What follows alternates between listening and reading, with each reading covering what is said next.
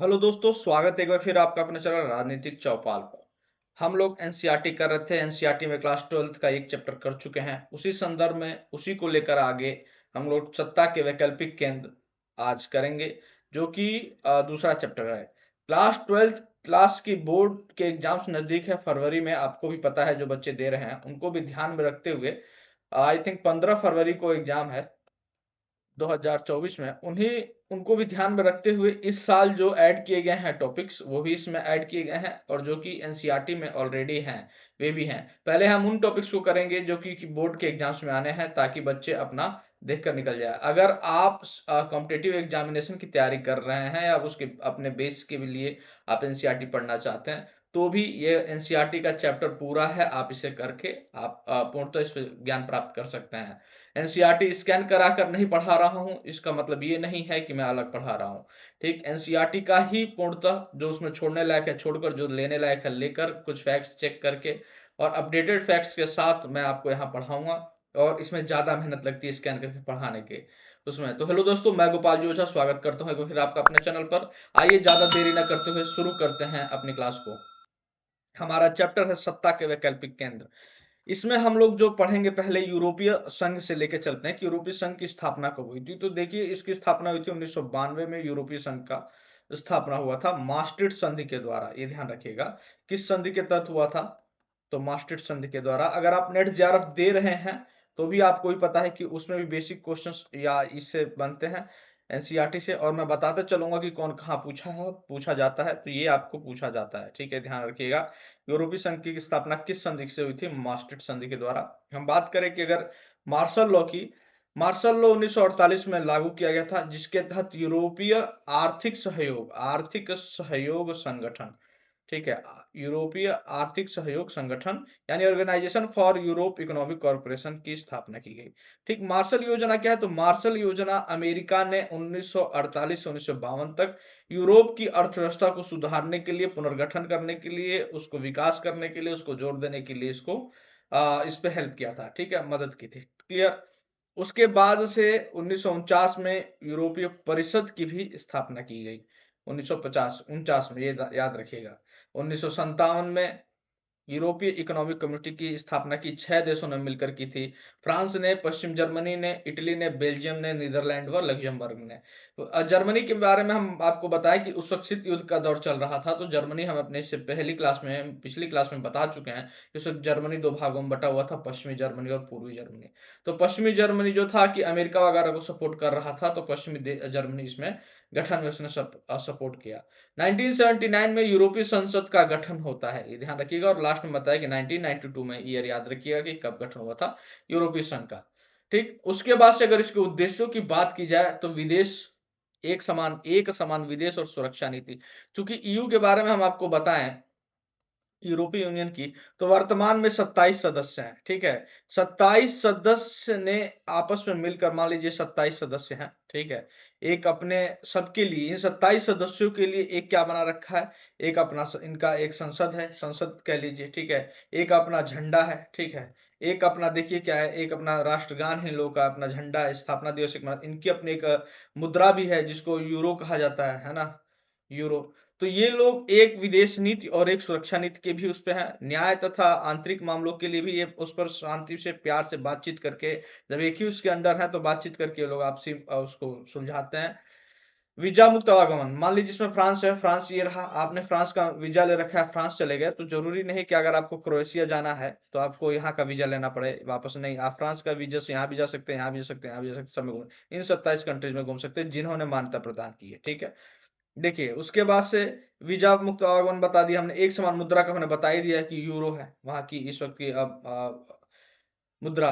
काफी हद तक साझी विदेश नीति और सुरक्षा नीति हमने आपको बताया। इनके झंडे में 12 सोने के रंग सितारों का घेरा, ठीक है, यूरोप के लोगों की एकता और मेल मिलाप का प्रतीक है, जो आपकी स्क्रीन पर इस वक्त दिखाई दे रहा है। ठीक है, 2016 में यह दुनिया की दूसरी सबसे बड़ी अर्थव्यवस्था थी, 2016 में। ठीक है, एक बात और बताएं कि अमेरिका से 3 गुनी ज्यादा इसकी विश्व व्यापार में हिस्सेदारी है। ठीक है, वर्ल्ड ट्रेड में इसकी सबसे ज्यादा इसकी अमेरिका से 3 गुनी ज्यादा, अमेरिका से 3 गुनी ज्यादा।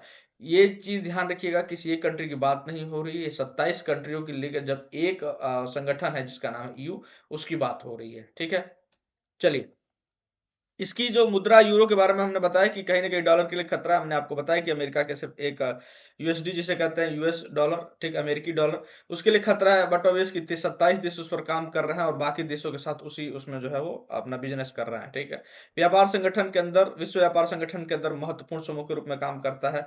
उसके बाद से इसका प्रभाव एशिया अफ्रीका पर आपको भी पता है कि रहेगा, यूरोप पर तो रहेगा ही रहेगा। ठीक है, फ्रांस सुरक्षा परिषद का स्थायी सदस्य है। जब तक कि ब्रिटेन भी इसमें था तो ब्रिटेन था, जब ब्रिटेन बाहर हो गया तो ब्रिटेन नहीं है, केवल जो है अब फ्रांस जो है इसका यूएन के स्थायी सदस्य है। ठीक है, यूनाइटेड नेशंस के सुरक्षा परिषद का स्थायी सदस्य है। सैनिक ताकत के रूप में अगर बात की जाए तो दुनिया की सबसे बड़ी सेना इनके पास है। चूंकि 27 देश एक साथ मिलकर संगठन में है, तो उनकी सेना आपस में मिलकर एक रहेगी। ठीक, उसके बाद से कुल रक्षा बजट अमेरिका के पास सबसे अधिक खर्च करते हैं। फ्रांस के पास परमाणु बम है, आपको हम बता चुके हैं। अंतरिक्ष विज्ञान और संचार प्रौद्योगिकी में ये लोग विश्व में अपना स्थान रखते हैं। ठीक है, चलिए, उसके बाद से इनकी कुछ कमजोरियों की बात की जाए तो देखिए, मास्ट्रिट संधि और यूरो को कई देश नहीं मान रहे। यूरो को 6 ऐसे देश है जो इन्होंने मानने से मना कर दिया, सभी देश नहीं मानते हैं सब। ठीक है, यही बताया। उसके बाद से क्या नाम है, इनकी अपनी भी पर्सनल विदेश नीति और सुरक्षा नीति। मान लीजिए किसी को यू का सदस्य है, यू ने कहा कि इस देश के साथ आप अपने संबंध ऐसे रखिए, वो कह रहे हैं नहीं मेरे संबंध तो अच्छे हैं, मैं तो इसके साथ अच्छे रखूंगा, आपके हिसाब से क्यों चलूं, तो इसको भी लेकर थोड़ा मनमुटाव होता है। दूसरी चीज, ब्रिटेन के बारे में हमने बताया, कमजोरी एक कह लीजिए, जो भी कहिए, जून 2016 में जनमत संग्रह, वहां के लोगों ने वोट करके यह फैसला किया कि अब हम ब्रिटेन से बाहर हो जाएंगे। तो ये डेट याद रखिएगा कि 31 जनवरी 2020 को ऑफिशियली, औपचारिक रूप से वो जो है बाहर हो गया। मोस्ट इंपोर्टेंट, ये एग्जाम में, नेट जेआरएफ के एग्जाम में पूछा जा चुका है डेट। साथ में ये भी पूछा जा चुका है किसी एग्जाम में कि ब्रेक्जिट क्या है, व्हाट इज ब्रेक्जिट। ठीक है, तो देखिए, अगर हम आपको बताते चलें तो बी आर से ब्रिटेन और एग्जिट से एग्जिट। ठीक है, तो ब्रिटेन एग्जिट हो गया कहां से, यू से। ठीक है, यू से ब्रिटेन बाहर हो गया। सांघिक संधि की बात की जाए तो ये इन देशों के बीच में जो सीमा नियंत्रण है उसको समाप्त करने की बात करता है। सीमा नियंत्रण, सीमा नियंत्रण का हमने बताया ही आपको कि किसी भी सीमा में वो जाकर किसी भी उसमें चला जा सकता है। ठीक, सीमा नियंत्रण, इस सांगेन वीजा संधि भी हुई थी जिसमें हमने आपको बताया कि यूरोपीय संघ के सभी अधिकांश देशों में आप जा सकेंगे एक देश का वीजा लेकर। ठीक है, सदस्य देशों की बात करें तो 2013 में क्रोएशिया शामिल हुआ था। उसके बाद से फिर बाद में ब्रिटेन बाहर हो गया 2020 में।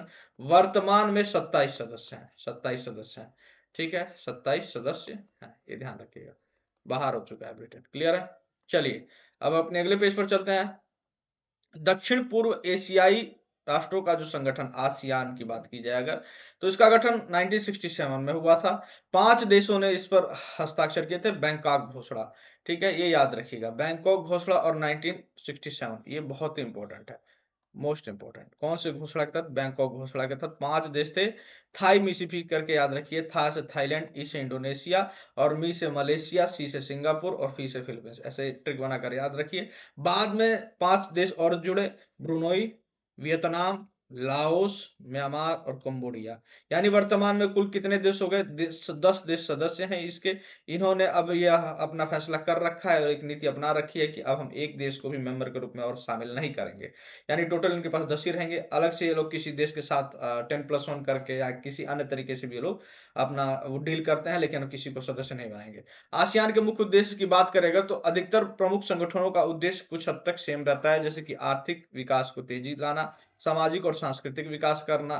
ठीक, संयुक्त राष्ट्र संघ के कायदों के आधार पर शांति स्थायित्व को बढ़ावा देना, कानून का शासन, शांति, सहयोग और हस्तक्षेप को बढ़ावा देना। सभी के सभी, अधिकतर, मैं फिर कह रहा हूं, अधिकतर संगठनों का उद्देश्य एक जैसा ही रहता है। बात की जाए आसियान शैली की, तो आसियान ने जो तरीका अपना रखा है, जो वे अपनाया हुआ है, जो शैली अपना रखी है, जिसके आधार पर उसको काफी नाम हुआ है, वो कौन कौन सी है। एक अनौपचारिक तरीके से, टकराव रहित, बिना किसी हो हल्ला के, आराम से, सहयोगात्मक रूप से, मेल मिलाप के जरिए अपने परेशानियों को सॉल्व कर लेना और आपस में मिलकर रहना, यही आसियान शैली है। सहयोगात्मक तरीके से एक दूसरे को आगे बढ़ाने का काम करना, ये आसियान शैली है। ठीक है, अगर अभी अगर आप आगे सार्क के बारे में जब मैं पढ़ाऊंगा तो बताऊंगा। सार्क में इसी सहयोगात्मक मेल मिलाप की कमी के कारण सार्क जो है आज लगभग लगभग समाप्ति होने की कगार पर, समाप्त नहीं कहेंगे, एक तरह से कहेंगे कि निष्क्रिय पड़ा हुआ है। 2016 के बाद से सार्क में कोई भी बैठक नहीं हुई है, किसी प्रकार की कोई बैठक नहीं हुई। वो आगे हम अभी सार्क जब करेंगे तो देखेंगे। आसियान के प्रमुख स्तंभों की बात की जाए अगर तो 3 स्तंभ है, आसियान सुरक्षा समुदाय, आसियान आर्थिक समुदाय, आर्थिक सामाजिक आर्थिक समुदाय। जिस तरह से नाम है उस तरह से इनके काम है, ठीक है। 2003 में आसियान समुदाय बनाने के लिए भी कदम उठाए हैं आसियान ने, ठीक। अगर बात की जाए आसियान सुरक्षा समुदाय की तो मैंने आपको बताया कि जिस तरह से नाम है उस तरह से ये काम है। इनका काम है आसियान सुरक्षा समुदाय का कि विवाद जो है, क्षेत्रीय विवाद, उनको जो है कि टकराव की जगह पर आराम से प्यार से बैठकर बातचीत किया जाए। जब आसियान आर्थिक समुदाय की बात की जाए तो ये लोग आपस में मिल बांट कर बाजार और उत्पादन का आधार तैयार करते हैं और आर्थिक विकास में मदद करते हैं एक दूसरे के प्रति इनके मन में न जेलसी की भावना है न अविश्वास की भावना है, ठीक है। अगला प्रश्न है बातचीत और सहयोग को बढ़ावा देना। ये किसका ये कार्य है? ये है सामाजिक समुदाय का, सामाजिक सांस्कृतिक समुदाय जो बातचीत और सहयोग को बढ़ावा देने का कार्य करता है, ठीक है। फिर बारी आती है आसियान क्षेत्रीय मंच, ARF, ठीक, आसियान रीजनल फोरम। इसकी बात की जाए अगर तो 1994 में देशों की सुरक्षा और विदेश नीतियों के तालमेल बनाने के लिए आसियान क्षेत्रीय मंच की स्थापना की गई थी।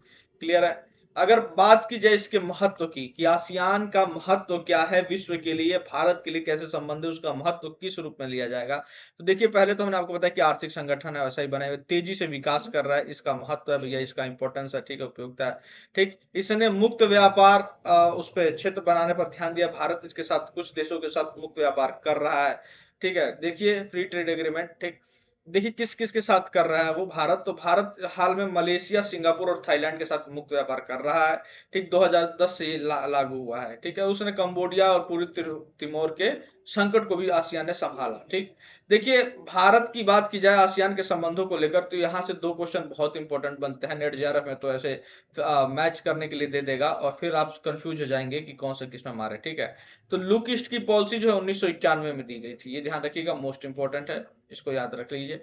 वो 2014 में एक्ट ईस्ट दिया था मोदी जी ने, ये भी मोस्ट इंपॉर्टेंट है। ये 2 तरीके से क्वेश्चन 2 बार लगातार पूछा जा चुका है, ठीक है।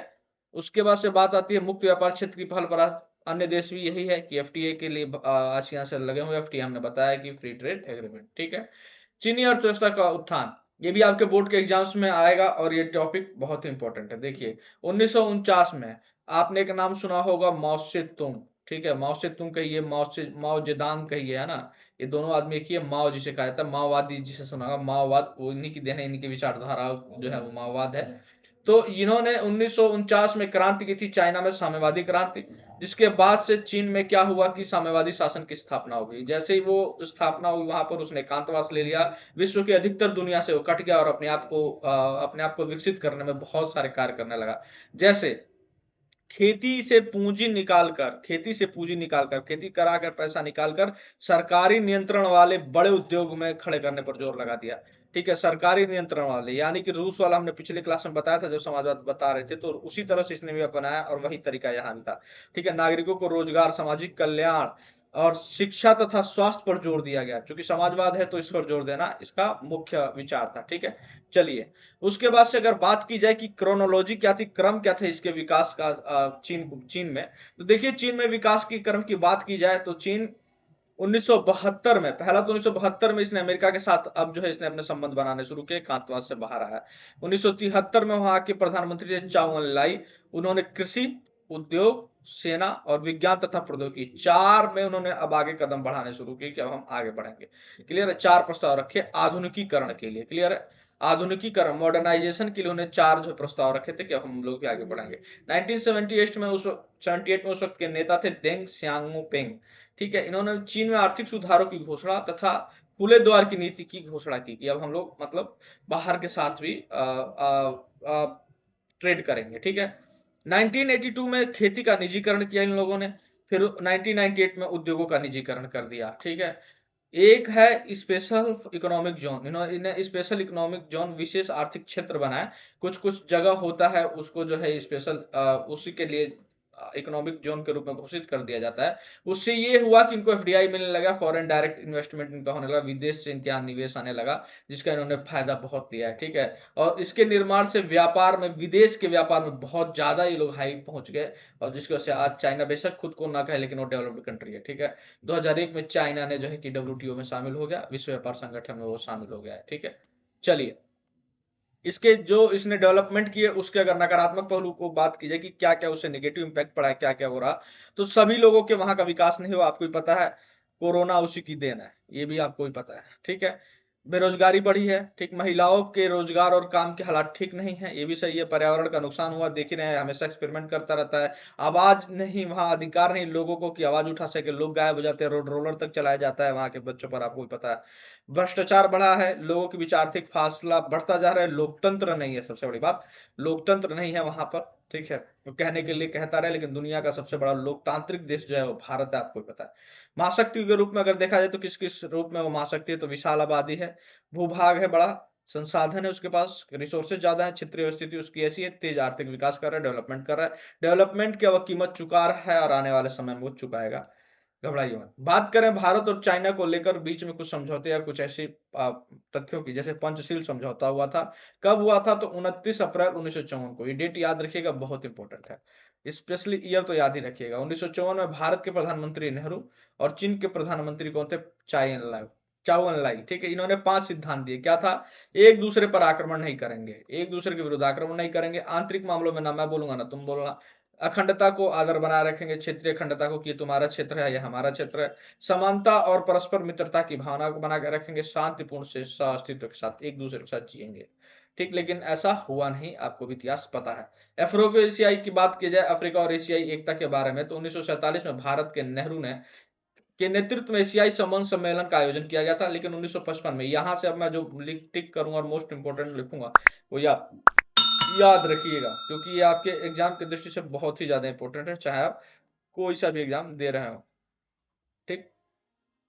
1955 में मोस्ट इंपोर्टेंट, इंडोनेशिया में मोस्ट इंपोर्टेंट, बांडुंग में मोस्ट इंपोर्टेंट, इसी को बांडुंग सम्मेलन भी कहा जाता है, ठीक है, ये याद रखिएगा, ये भी इंपॉर्टेंट है। बांडुंग सम्मेलन किससे संबंधित था? तो इसी में गुट निरपेक्ष आंदोलन का जन्म हुआ था, मोस्ट इंपोर्टेंट। ये घुमाकर इन्हीं 4 पॉइंट से 50 तरह से क्वेश्चन पूछता है। एक यहाँ लगा लीजिए, नैम नॉन अलाइनमेंट मूवमेंट, ठीक है, कि इसका जन्म ही यही हुआ था, बांडुंग बांडुंग सम्मेलन में 1955 में, इंडोनेशिया में बांडुंग शहर था, गुट निरपेक्ष आंदोलन का जन्म हुआ था। क्लियर है? चलिए, अगला प्रश्न है, भारत, अगला अगला टॉपिक है भारत और चीन के संबंधों की अगर बात की जाए, तो देखिए 1949 में चीन की क्रांति के बाद भारत जो पहला देश था उसने कम्युनिस्ट पार्टी को मान्यता दी, ठीक। 1950 में चाइना ने तिब्बत पर जब नियंत्रण कर लिया तो भारत चुपचाप रहा, बोला कि ठीक है। 1954 में भारत के प्रधानमंत्री जवाहरलाल नेहरू वहां गए और पंचशील समझौता करके आ गए, ठीक है। 1959 में भारत ने तिब्बत के धार्मिक नेता दलाई लामा को राजनीतिक शरण दी, जिसकी वजह से वो मुंह फुलाए बैठा हुआ है और उन्होंने धर्मशाला में रहने का अपना स्थान बना लिया, ठीक। 1962 में चाइना ने भारत पर आक्रमण कर दिया, भारत की हार हो गई। तत्कालीन प्रधानमंत्री गए वहां पर और बोल के आए कि हम दोनों भाई भाई हैं, हिंदी चीनी भाई भाई का नारा दिया, और वहां से आए तो पीछे से आकर मारने लगा, ठीक है। तो हिंदी चीनी भाई भाई का नारा जो तुरंत फेल हो गया और भारत पर उसने आक्रमण कर दिया। 1962 में चीन के द्वारा एक तरफा युद्ध विराम की घोषणा की गई कि युद्ध शांत हो गया है। 1976 में भारत ने लगभग 14 साल बाद फिर से जो है अपने संबंध शुरू किए। 1979 में अटल बिहारी वाजपेयी विदेश मंत्री के रूप में वहां चीन यात्रा पर गए। 1988 में राजीव गांधी प्रधानमंत्री के रूप में चीन यात्रा पर गए, और 2003 में अटल बिहारी फिर से गए, लेकिन प्रधानमंत्री के रूप में अब गए। 2014 में वहां के आपके प्रधानमंत्री शी जिनपिंग भारत आए और कैलाश मानसरोवर के वैकल्पिक मार्ग खोला, ठीक।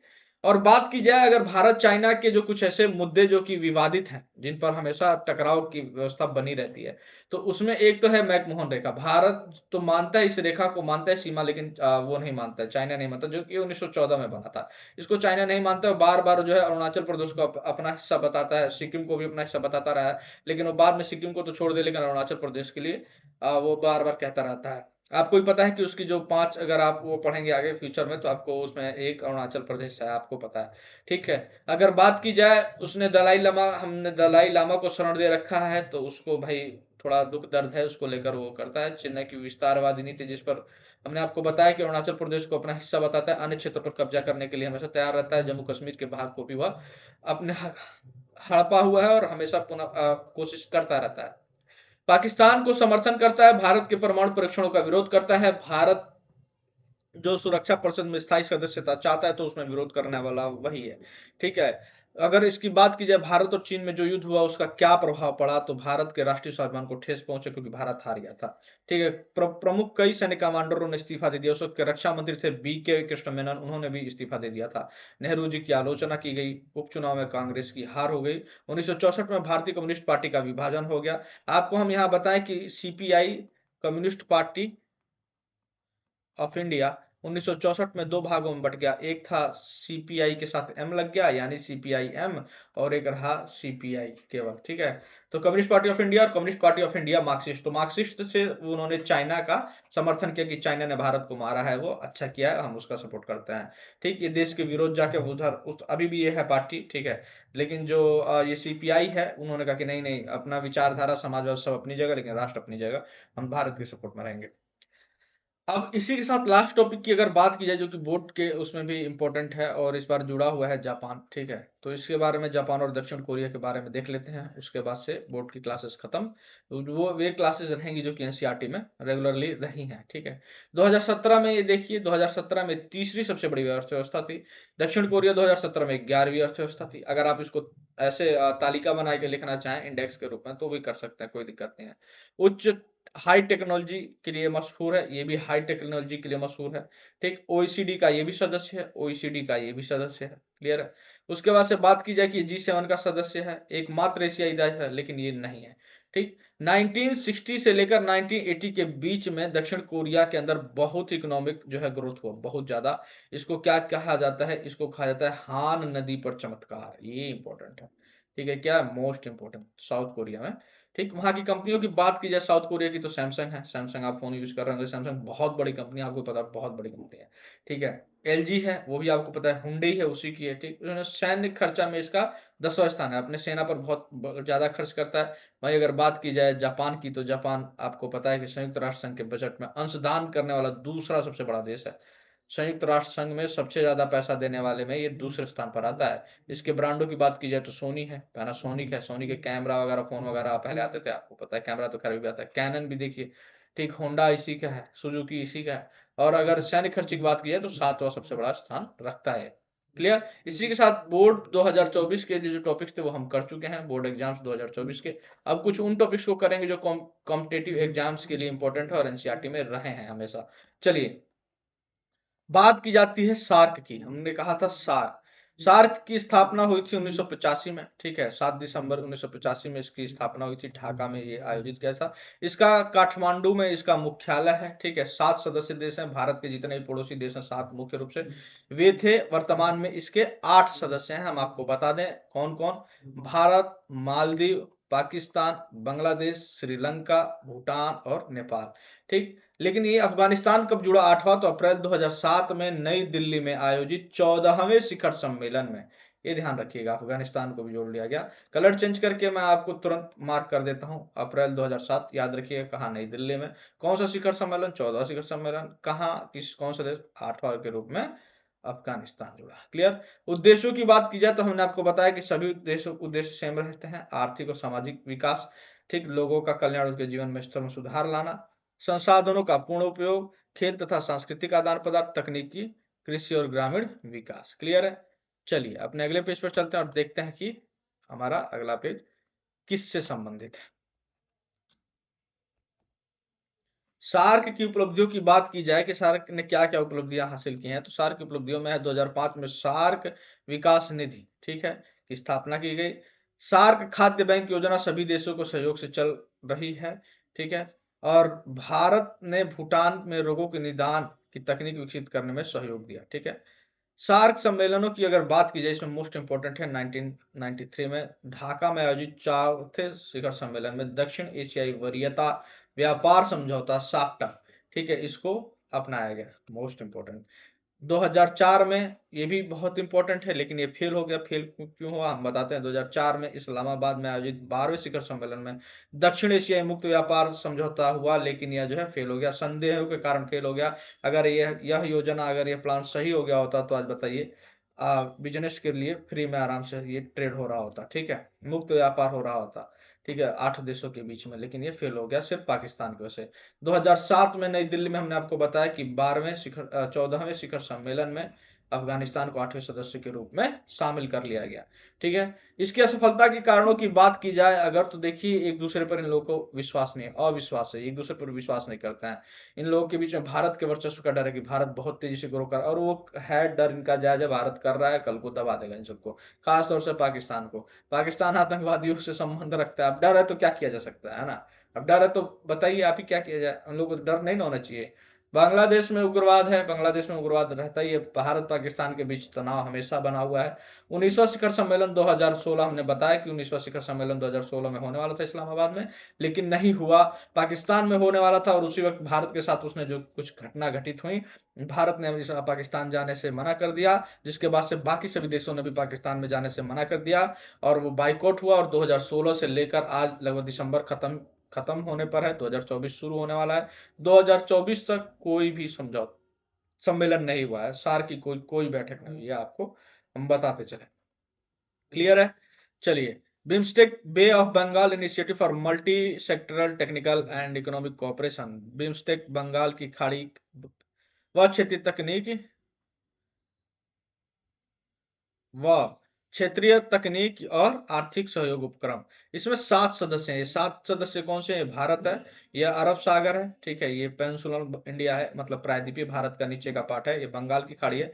बंगाल की खाड़ी से जुड़े हुए जितने भी देश हैं उसके नजदीक एकदम, इधर पाकिस्तान नहीं, देखिए आप नहीं है, ठीक है, इधर अफगानिस्तान नहीं है, क्योंकि इधर ये पड़ जाता ना, बांग्लादेश, ये रहा बंगाल की खाड़ी, ये रहा बांग्लादेश, ठीक है, भूटान, ये रहा बगल में भूटान, नेपाल, ये रहा नेपाल, तो ये रहा नेपाल, ठीक है, भारत तो भारत, ये रहा म्यांमार, म्यांमार यहाँ पर है, ठीक। उसके बाद से थाईलैंड और श्रीलंका, तो श्रीलंका ये रहा और थाईलैंड भी यहीं पर है, ठीक है। तो 7 देश है, सातों देशों के नाम अगर आप दिमाग में बिठा कर रट लें तो आपके लिए द बेस्ट रहेगा। चलिए, ठीक है। अब बात की जाती है ब्रिक्स की, तो ब्रिक्स देखिए, ब्रिक्स की स्थापना कब हुई थी, तो ब्रिक्स से पहले, हम स्थापना से पहले बताएं, ये पहले ब्रिक था, ठीक है, बाद में ब्रिक्स बना। बी से ब्राजील, आर से रशिया, आई से इंडिया, सी से चाइना, ठीक। लेकिन इसमें बाद में एस जुड़ा तो ये हो गया ब्रिक्स। ये सब तो 4 रहे ही, एस से जुड़ गया साउथ अफ्रीका, ठीक है, एस से साउथ अफ्रीका आ गया। क्लियर है? ये कब जुड़ा? तो ये जुड़ा था 2010 में, दक्षिण अफ्रीका शामिल हुआ था, ठीक। उसके बाद से ब्रिक जो है ब्रिक्स में बदल गया, हमने आपको बताया। लेकिन इसकी स्थापना कब हुई थी? तो ब्रिक्स की 2006 में रूस में हुई थी, ठीक। 2009 में रूस के पहला शिखर सम्मेलन रूस में ही हुआ था, मेकातेरिनबर्ग में शहर में हुआ था, ये याद रखिएगा कहाँ हुआ था, रूस में, ठीक है। अगर इसकी अभी तो हाल में 5 सदस्य देश हैं। इस साल ब्राजील ने इसका 2023 ने अध्यक्षता की है और वहीं पर हुआ है, ठीक। अभी बताएं अगले साल 2024 में होने वाला है, रसिया में, ठीक। नाम के अकॉर्डिंग ही चलता है, फिर इंडिया में होगा, फिर चाइना में होगा, इस हिसाब से चलेगा। फिर हम इस साल ब्रिक्स ने 6 देशों को और 6 अन्य देशों को शामिल होने के लिए मंजूरी दे दी है। 6 अन्य देश शामिल होंगे, जिसका औपचारिक घोषणा 2024 में हो जाएगा। इनका नाम इंपॉर्टेंट नहीं है, वैसे अगर आप चाहेंगे तो मैं बता दूंगा, इसका लेकिन जरूरत नहीं है अभी फिलहाल, ठीक है। 2024 में जब ये औपचारिक रूप से इसमें शामिल कर लिया जाएगा तो ये ज्यादा इंपॉर्टेंट हो जाएगा। इनके उद्देश्यों की बात की जाए तो उद्देश्य भी वही है कि आंतरिक मामलों में हस्तक्षेप न करना, आर्थिक और वित्तीय मामलों पर सहयोग करना, ठीक है, और राजनीतिक समाज को बढ़ावा देना। इनके वित्तीय संस्थान जो बहुत ज्यादा इंपॉर्टेंट है, एनडीबी न्यू डेवलपमेंट बैंक बहुत ज्यादा इंपॉर्टेंट है। ये वर्ल्ड बैंक के तर्ज पर बनाया गया है। जिस तरह से वर्ल्ड बैंक कर्जा देता है, ये भी आने वाले समय में कर्जा देगा, और ये कुछ हद तक दे भी रहा है, ठीक है। लेकिन इसमें वर्चस्व इन देशों का ही रहेगा, ब्राजील, रूस, भारत, चीन और दक्षिण अफ्रीका। आगे आने वाली भविष्य में जब आप क्लासेस करेंगे तो उसके बारे में, एनडीबी के बारे में डिटेल में पढ़ेंगे। तो इसको वर्ल्ड बैंक की तर्ज पर, वर्ल्ड बैंक से टक्कर लेने के लिए ही बनाया गया है, और ये लोन देने का काम करेगा। आकस्मिक रिजर्व व्यवस्था जो है, ये भी एक इसकी वित्तीय संस्थान है। लास्ट टॉपिक, भारत और पाकिस्तान के संबंधों की बात की जाए तो इसमें कुछ है नहीं बताने के लिए, आपको पता है। 14 अगस्त 1947 को भारत पाकिस्तान निकलकर भारत से बना, और 1947 में इसने जो भारत पाकिस्तान के बीच युद्ध छिड़ गया, छाया युद्ध, कश्मीर के 2/3 भाग पर इसने आक्रमण कर लिया, कब्जा कर लिया, और जो नियंत्रण, जिस आधार पर, जिस जगह पर नियंत्रण रेखा बनी, उसी को विभाजन रेखा मान ली गई।